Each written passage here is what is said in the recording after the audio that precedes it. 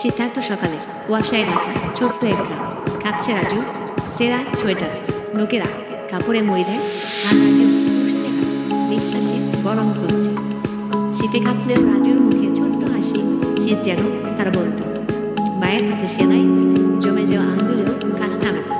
রাজু পাতলা চাদর বেশি, দেয়ালের ফাঁক দিয়ে ঢুকে পড়ছে ঠান্ডা। শীতের রাতে মায়ের গায়ে দিয়ে জড়িয়ে ধরে রাজু। রাজু জানালায় তাকিয়ে ভাবে, যদি একটুখানি উষ্ণতা পেত। বড় বাড়ির সামনে পড়ে থাকা কম্বল রাজু লাজুকভাবে এগিয়ে যায়। মিতা এগিয়ে আসে, রাজুর হাতে কম্বল দেয়। উষ্ণতা রাজু কম্বল নিয়ে মায়ের কাছে, মা আনন্দে জড়িয়ে ধরে। মা ছেড়ে একসাথে কম্বলের নিচে ঘুম, মুখে শান্তি।